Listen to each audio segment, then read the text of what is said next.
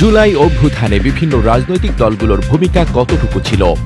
আমদানির নামে মিথ্যা ঘোষণায় ব্যাংকিং চ্যানেলেই সিংহভাগ অর্থ পাচার হয়েছে।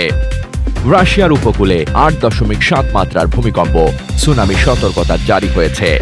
দুইটি গান থেকে সুর চুরি করে তৈরি সায়ারা টাইটেল সং।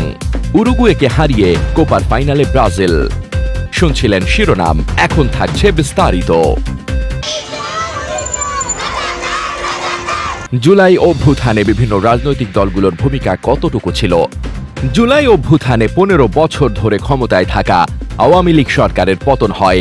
সে সময় রাজনৈতিক দলগুলোকে সম্মুখ সারিতে দেখা না গেলেও পরবর্তী সময়ে এর কৃতিত্বের দাবি করতে দেখা গেছে। আন্দোলনে অংশ নেওয়া বেসরকারি বিশ্ববিদ্যালয় শিক্ষার্থী নুসরাত জাহান টুম্পা ৩১শে জুলাই নিজ প্রতিষ্ঠানের একজনকে বাঁচাতে প্রাণপণ চেষ্টা করেন এবং পুলিশের গাড়ির সামনে দাঁড়িয়ে ভাইরাল হয়েছিলেন। তিনি বলেছিলেন, তিনি নিজের পাশে কোনো দল বা সংগঠন দেখেননি, আশেপাশে সবাইকে সাধারণ শিক্ষার্থী, জনগণ ও সহযোদ্ধা হিসেবেই দেখেছেন, যাদের কোনো দলীয় ট্যাগ ছিল না। জনগণ আসলে অভ্যুত্থান করেছে, সেই জনগণ কিন্তু আবার তার নিজের এজেন্সিটাকে কোনো না কোনোভাবে অনুভব করে এখন এসে। সেটা আমাদের পরবর্তীকালে কোনো সরকার স্বৈরাচার হওয়ার ক্ষেত্রে জনগণের এই ক্ষমতায়নটা অনেক বড় ধরনের বাধা হয়ে দাঁড়াবে। আমদানির নামে মিথ্যা ঘোষণায় ব্যাংকিং চ্যানেলেই সিংহভাগ অর্থ পাচার হয়েছে। পাচার হওয়া অর্থের বেশিরভাগই আমদানির নামে চোখের সামনে মিথ্যা ঘোষণায় ব্যাংকিং চ্যানেলে হয়েছে। বাংলাদেশ ইনস্টিটিউট অব ব্যাংক ম্যানেজমেন্টের এমন দাবির পর এজন্য কেন্দ্রীয় ব্যাংকের পর্যবেক্ষণ ও তদারকির ঘাটতিকে দায়ী করেছেন ব্যবসায়ীরা। যদিও বাংলাদেশ ব্যাংক বলছে, অসৎ ব্যবসায়ীদের চতুরতার কাছে অসহায় তারা। এদিকে এই অর্থ পাচার বন্ধে কঠোর হওয়া ছাড়া বাংলাদেশ ব্যাংকের সামনে বিকল্প দেখছেন না অর্থনীতিবিদরা। রাশিয়ার উপকূলে ৮.৭ মাত্রার ভূমিকম্প, সুনামি সতর্কতা জারি হয়েছে।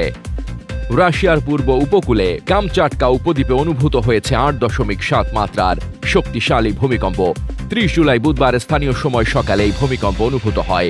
এতে করে সুনামি সতর্কতা জারি করা হয়েছে অঞ্চলটিতে। খবর রয়টার্সের। দুইটা গান থেকে সুর চুরি করে তৈরি সায়ারা টাইটেল সং। নির্মাতা মোহিত সুরির সিনেমা সায়ারা এখন দাপিয়ে বেড়াচ্ছে বলিউডের বক্স অফিসে।